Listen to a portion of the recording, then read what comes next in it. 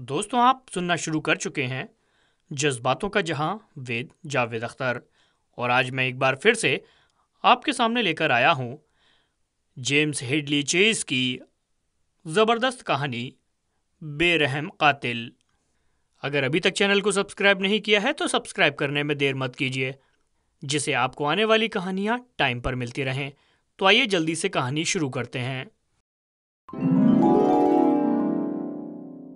दोनों खामोशी से बैठे खबरें सुनते रहे।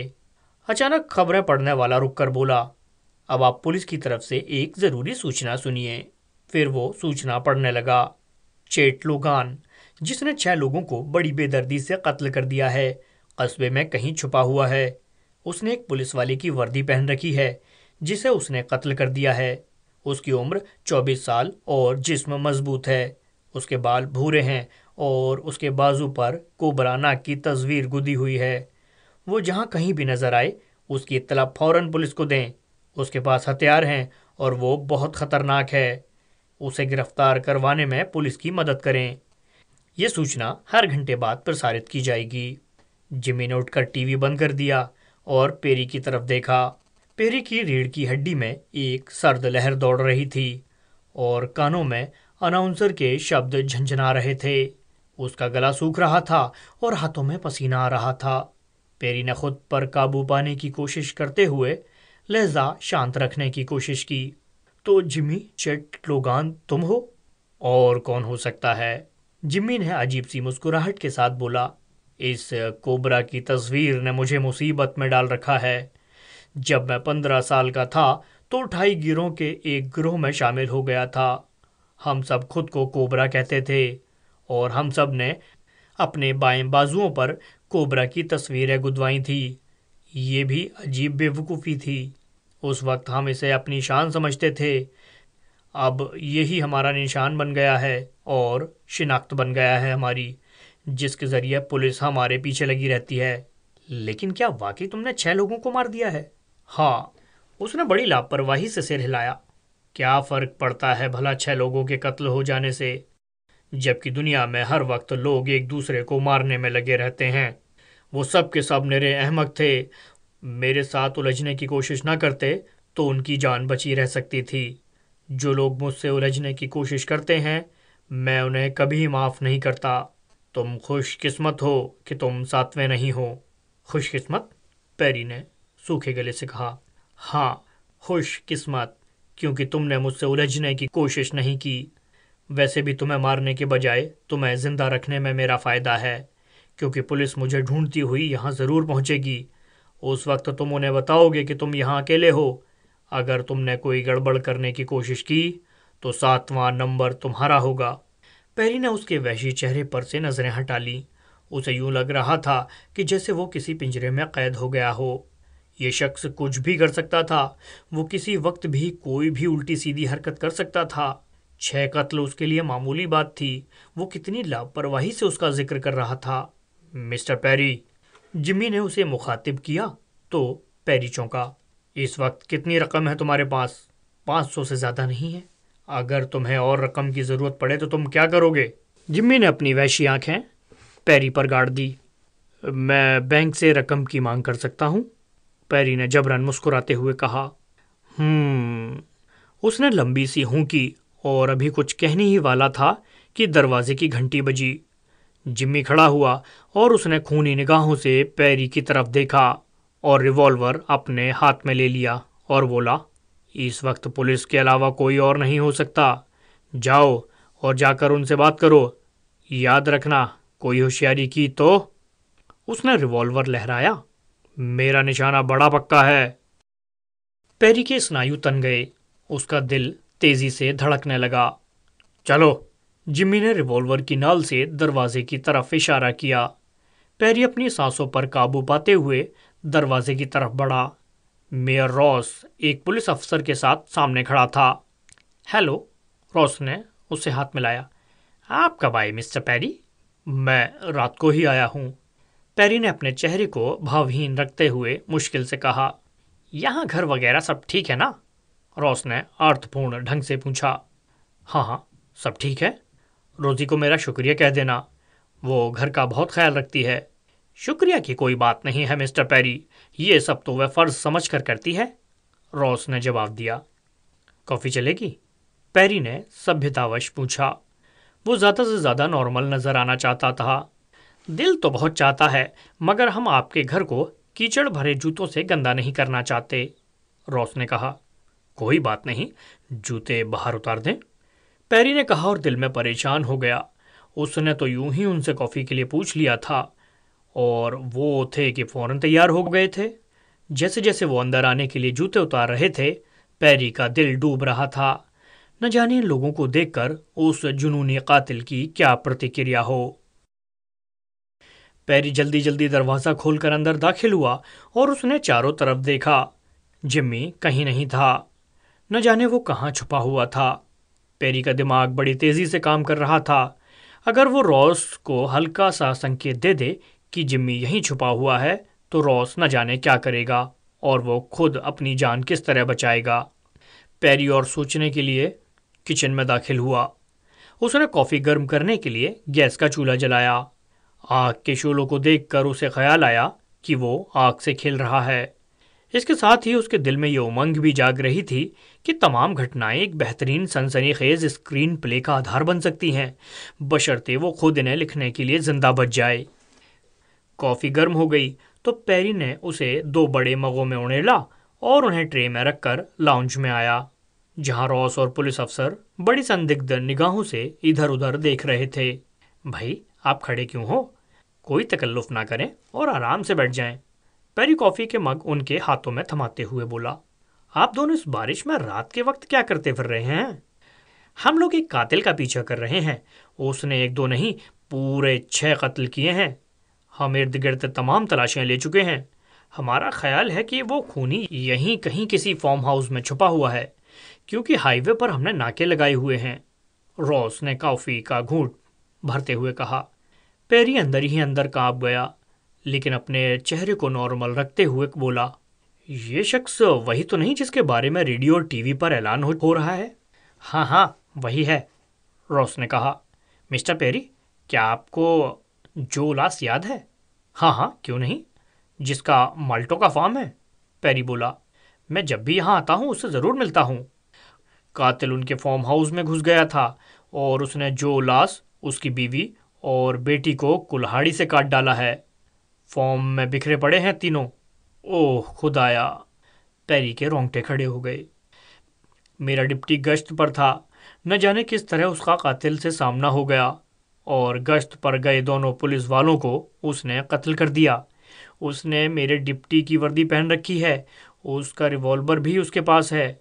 हमारी सूचना के मुताबिक उसने किसी गाड़ी वाले से लिफ्ट ली है।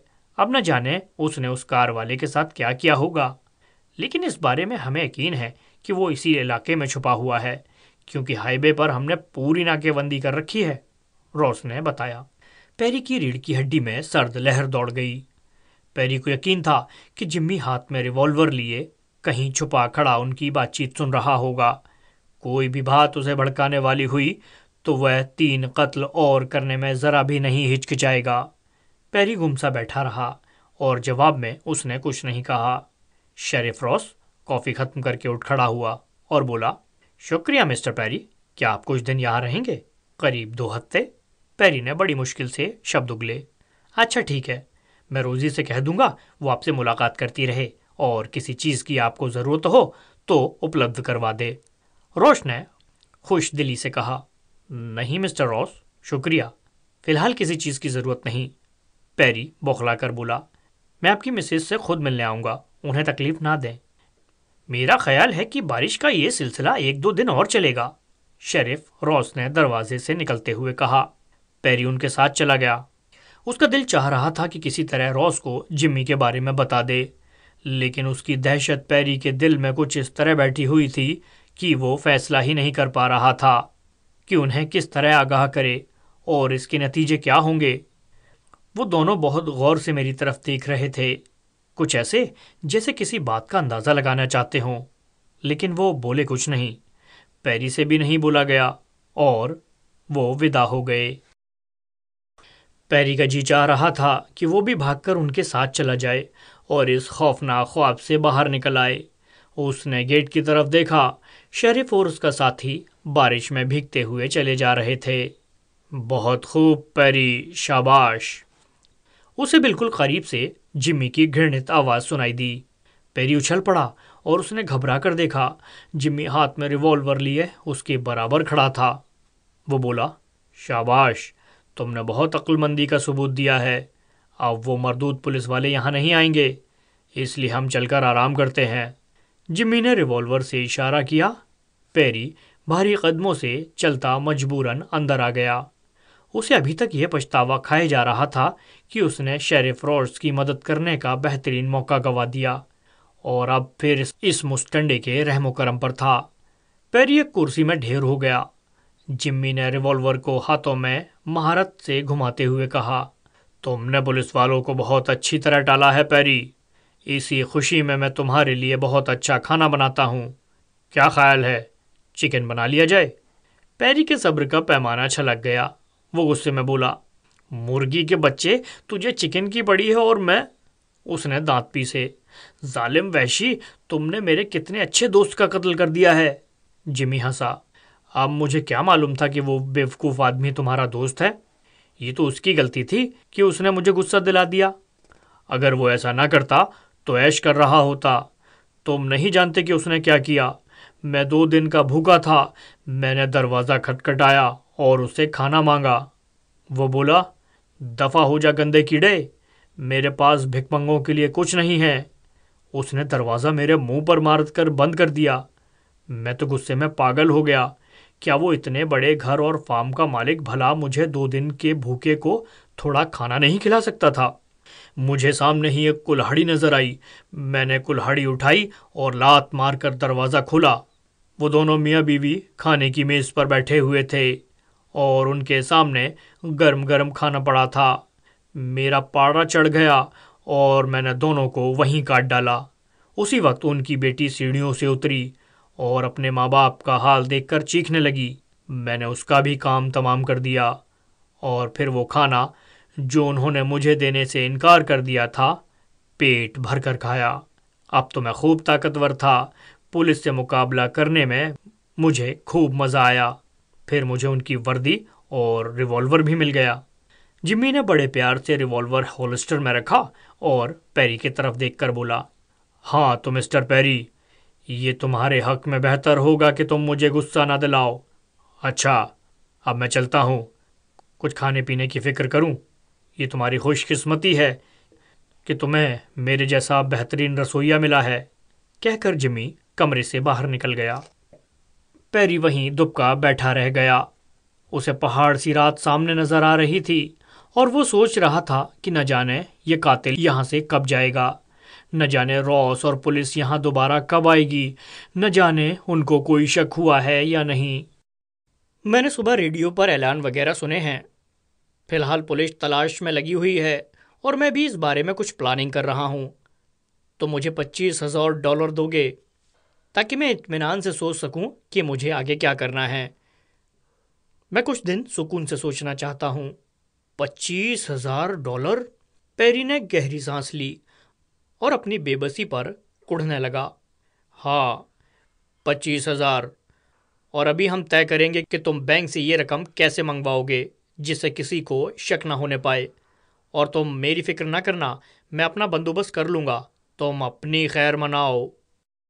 लेकिन तुम कब तक पुलिस से बचते रहोगे? कभी ना कभी तो वो तुम्हें काबू में कर ही लेंगे। इससे अच्छा ये नहीं कि तुम खुद सरेंडर कर दो।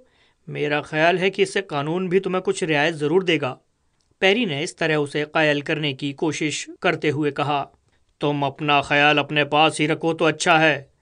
तुम्हारा मतलब है मैं सारी उम्र जेलों में सड़ता रहूं? इसका तो सवाल ही पैदा नहीं होता। ये अहमक पुलिस वाले मुझे कभी भी जिंदा गिरफ्तार नहीं कर सकेंगे, और अगर मैं पुलिस के हाथों जहन्नुम में भी जाऊंगा तो भी मैं अकेला नहीं जाऊंगा। जितने पुलिस वालों को भी मैं अपने साथ ले जा सका ले जाऊंगा। मैंने कोई कच्ची गोलियां नहीं खेली। पेरी अपना सा मुंह लेकर रह गया।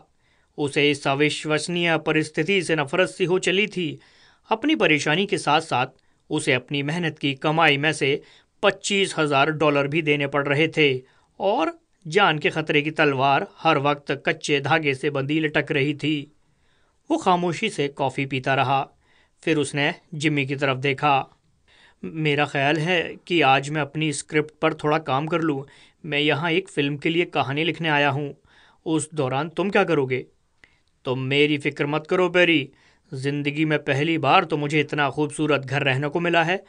मैं बड़े मज़े में हूँ। मैं टीवी देखूँगा, दिन का खाना तैयार करूँगा। मैंने तुम्हारे फ्रीजर में बड़ी मज़ेदार चीज़ें देखी हैं। मेरा ख्याल है आज उन चापों के साथ फ्रेंच फ्राइड बनाऊँगा। मैं अच्छा खाना बनाता हूँ ना? यही एक काम तो है जो तुम अच्छा कर लेते हो, पेरी ने कहा और फिर उठकर अपनी स्टडी में आ गया। उसने अपनी लिखने की मेज़ पर बैठकर खिड़की से पर्दा हटाया। बाहर चमकते सूरज और पेड़ों के खुले हुए मुस्कुराते पत्ते और चमकती नदी को देखकर उसका जी चाहा कि नदी किनारे बैठकर बंसी पानी में डाले और मछली पकड़ने के साथ साथ प्रकृति से समरस हो जाए और अपनी रचनात्मकता की बांगें खुली छोड़ दे। इस शांत और स्फूर्तिदायक माहौल में यकीनन उसके जहन में कोई अनोखा आइडिया आ सकता है, लेकिन वो मजबूर था। जिम्मी उसके सिर पर बैठा उसकी निगरानी कर रहा था और पेरी उसकी मर्जी के खिलाफ कुछ नहीं कर सकता था। पेरी ने सिर झटका और खुद को इस माहौल से निकालकर स्क्रिप्ट के लिए कुछ सोचने की कोशिश करने लगा। थोड़ी सी कोशिश के बाद वो अपना ध्यान उस तरफ लगाने में कामयाब हो गया और स्क्रिप्ट के लिए प्लॉट बनाने में इस तरह मगन हो गया कि उसे वक्त गुजरने का एहसास ही नहीं हुआ।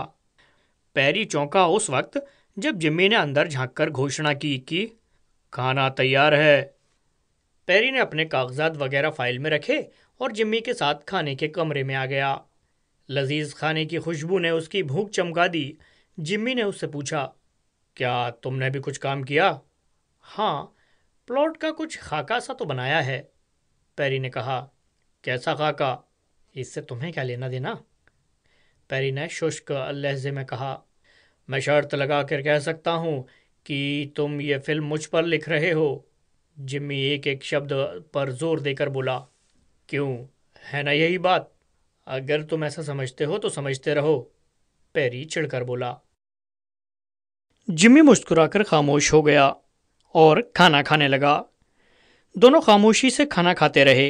वो करीब करीब खाना खत्म कर चुके थे कि तभी दरवाजे पर दस्तक हुई। जिम्मी ने चौंक कर अपनी प्लेट छोड़ दी और इधर उधर देखने लगा। उसकी आंखों में चौकन्ने चीते की सी चमक उभर आई।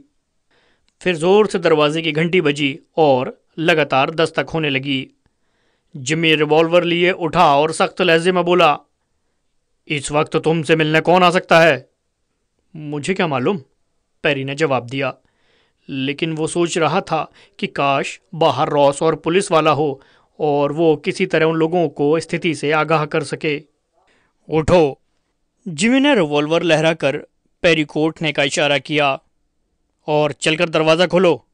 और हाँ, कोई चालाकी मत दिखाना, वरना 7वां नंबर तुम्हारा होगा और तुम्हारा ये प्लॉट धरा का धरा रह जाएगा। पेरी मरे मरे कदमों से चलता और एक ही वक्त में हजारों संभावनाओं पर गौर करता दरवाजे पर पहुंचा और उसने लॉक खोलकर पट खींचा और खुले दरवाजे से बाहर हैरत से देखता का देखता रह गया। शैला तुम? पेरी के मुंह से निकला। शैला दौड़कर आगे बढ़ी और बोली, पेरी, मैं तुम्हारे बाद बहुत परेशान हो गई थी। मुझे तुम्हारे बगैर वो घर काट खाने को दौड़ रहा था। मेरे लिए पल भर भी रहना दूभर हो गया था। मैं तुम्हारे पास जल्द से जल्द पहुंचकर ये बताना चाहती थी कि ओह शैला, तुम यहाँ क्यों आ गई हो? तुम्हें यहाँ आने के लिए किसने कहा था?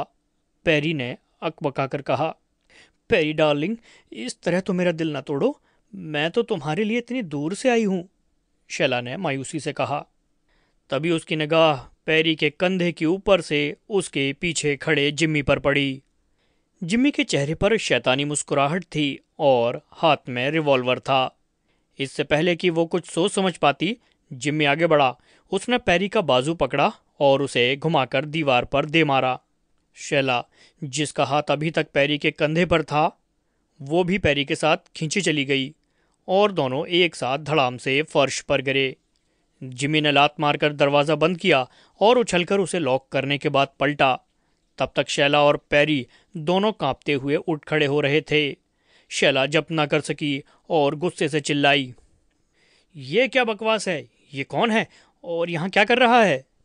पैरी घबराया कि कहीं शैला की बात से जिम्मी को गुस्सा ना आ जाए। वो जल्दी से बोला, आराम से शैला, सावधानी से, ये आदमी बहुत खतरनाक है। जिमी हंसा, चलो अच्छा ही हुआ कि तुमने खुद ही मेरा इंट्रोडक्शन दे दिया, और मेरा ख्याल है कि ये मूर्ख औरत तुम्हारी पत्नी है। तुम इसे अंदर ले जाओ और अच्छी तरह से मेरे बारे में बता दो, तब तक मैं रात के खाने की तैयारी कर लूँ। तुम्हारी फ्रीजर में मैंने अच्छे खासे मोटे मोटे ताज़े झींगे देखे हैं। उनकी मैं ऐसी मज़ेदार डिश तैयार करूँगा कि तुम और तुम्हारी ये बेवकूफ़ बीवी उंगलियां चाटते रह जाओगे। ओहो पेरी, ये क्या हो रहा है? ये आदमी क्या कह रहा है? कौन है ये पेरी? शैला फिर चिल्लाई। पेरी ने जल्दी से शैला का बाजू थाम लिया। आओ शैला, अंदर चलो, वहां बैठकर बातें करते हैं। पेरी, ये हमारा घर है, तुम इस मुस्टंडे को बाहर क्यों नहीं करते? पुलिस को फोन करो, वो आकर इसका बंदोबस्त कर देंगे। वो बगैर सोचे समझे बोलती चली।